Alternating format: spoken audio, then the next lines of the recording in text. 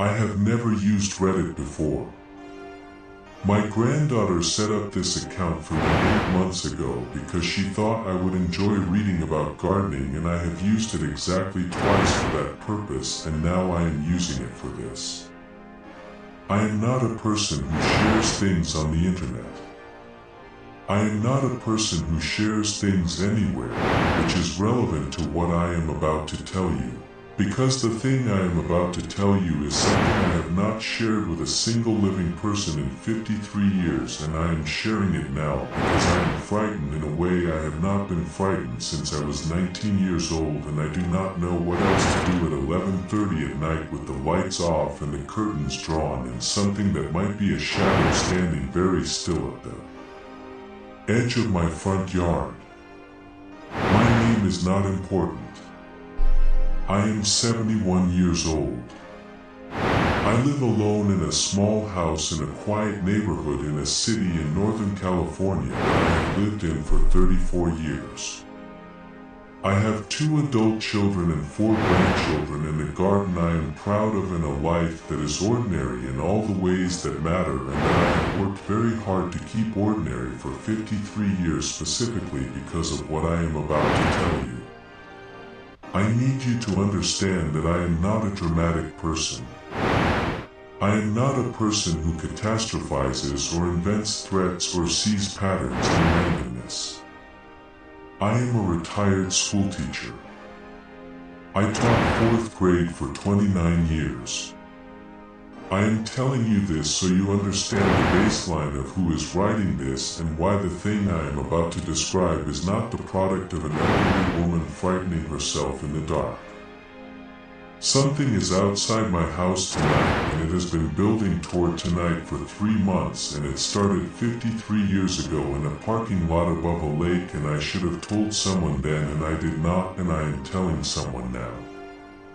In the summer of 1968, I was 19 years old and living in the Bay Area with 2 roommates in an apartment that cost us $45 a month between 3 people, which tells you something about how long ago that was. I had a boyfriend named T. I am not going to use full names, not his, not mine, not anyone's, for reasons that will become clear. And on the night I am describing, we had driven up to a lake outside the city the way young people did on summer nights, to park and talk and be 19 in the particular way you can only be 19 in summer when you are not yet old enough to know what summer's end. We were parked at the far end of a lot that sat above the lake. There were 2 other cars in the lot when we arrived, both dark, both the same story as us. The night was clear. I remember the stars because I was looking at them through the windshield and thinking that this was the kind of night you tried to hold on to and couldn't. T had the radio on low. We had been there maybe an hour. I noticed the man because of the way he was walking. He was coming from the direction of the other cars, from the far end of the lot, moving toward the road, unhurried, hands at his sides. This is not unusual in a parking lot. People walk through parking lots. What was unusual was the quality of the walking, something I have spent 53 years trying to articulate and have never fully managed. He was walking the way a person walks when they are very deliberately performing the act of walking calmly. There is a difference between a person who is calm and a person who is working to appear calm, and at 19 years old I did not yet have the vocabulary for that difference, but I had the instinct for it, and my instinct registered it immediately. T was talking. I was watching the man. He passed our car close enough that I could see his face clearly through the passenger window.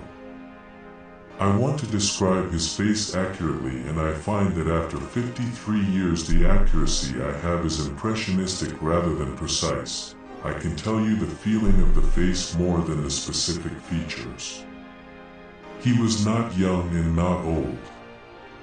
He was unremarkable in the way that Certain people are unremarkable by design rather than by nature, dressed ordinarily, built ordinarily, a face that would not linger in memory under normal circumstances.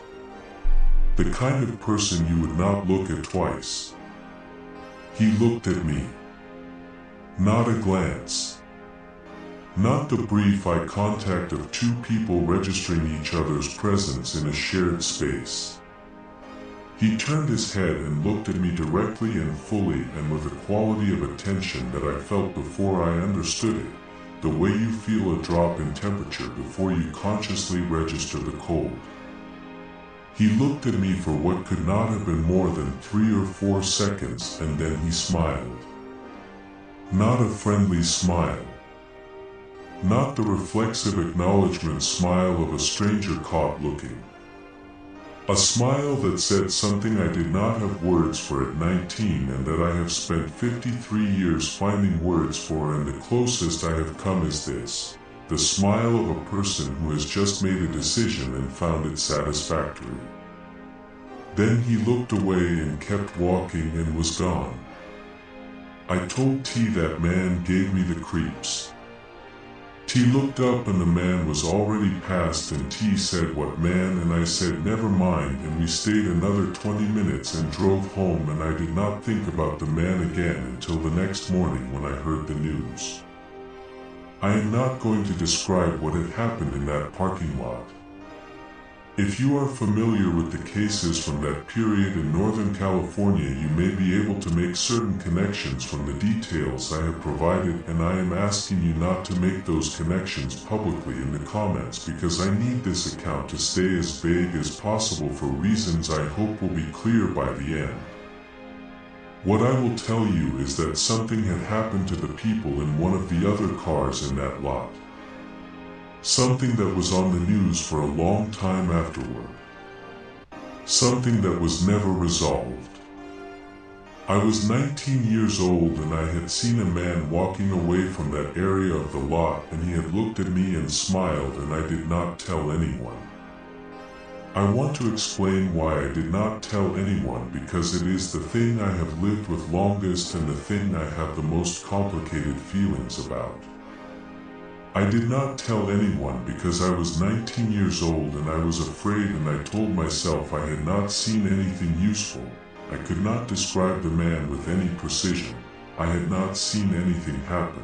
I had only seen a man walking and looking and smiling, and none of those things are crimes. I told myself the police would not find my account useful. I told myself I would be making a very large thing out of a feeling. I have told myself these things for 53 years. I got older. I moved away. I married and had children and taught 4th grade and grew a garden and built the ordinary life I mentioned, and I carried the memory the way you carry something you have decided not to put down, always present, weight so familiar you stop noticing it, occasionally shifting in your grip to remind you it is there. T and I lost touch eventually. I never told him what I had seen. I never told my husband, who died 11 years ago. I never told my children. I told no one, and I became someone who had told no one for so long that telling someone began to feel impossible, like a room you have kept locked for so long that you have forgotten there is a door. 3 months ago, someone reminded me there is a door. The first letter arrived on a Monday. Standard white envelope, my name and address handwritten on the front in neat block capitals, no return address. I received it without suspicion. I receive letters. I am 71. Letters are not unusual. I opened it at my kitchen table with my morning coffee. Inside was a photograph. A photograph of me. Taken from outside my house. I could tell from the angle and the background, the corner of my front garden visible on the left side, the street behind me. I was in the P.